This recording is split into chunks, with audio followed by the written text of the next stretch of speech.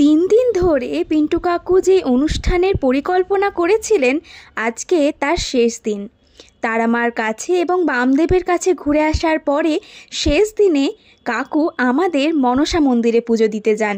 তারাপীঠের পাশে রয়েছে আমাদের পৈতৃক এই মনসা মন্দিরটি। মায়ের কাছে পুজো দেওয়ার জন্য যা যা জিনিসপত্র দরকার কাকু সব কিছুরই আয়োজন করেছিলেন। আজকের দিনে পুজো দেওয়ার জন্য বাবাকে সেবায়িত বেশে দেখে আমার বেশ ভালো লাগে।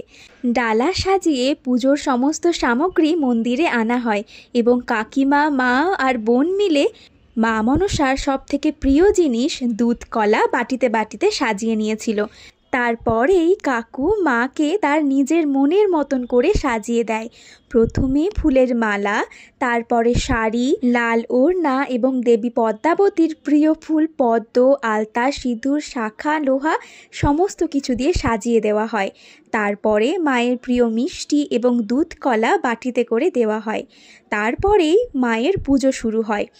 আমাদের মায়ের মন্দিরে পুজো করেন আমার বাবা, জেঠু, দাদু এনারাই। পুজো হয়, অঞ্জলি হয় এক এক করে। মাকে তো অসাধারণ দেখতে লাগে।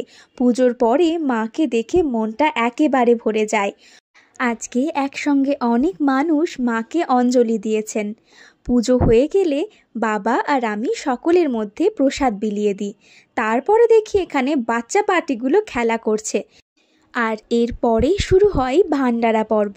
সকলকে প্রসাদ খাওয়ানোর জন্য এদিকে দেখি খাবার সব কিছু প্রায় তৈরি হয়ে গেছে।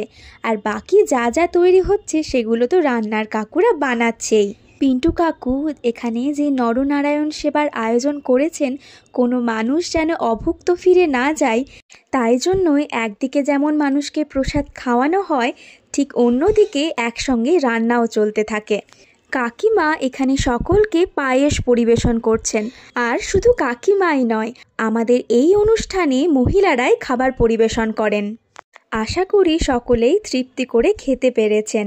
আজকের মায়ের প্রসাদের মধ্যে ছিল খিচুড়ি, 5 তরকারি, চাটনি, পায়েস। আমরা সকলে খাওয়া দাওয়া করে নিই।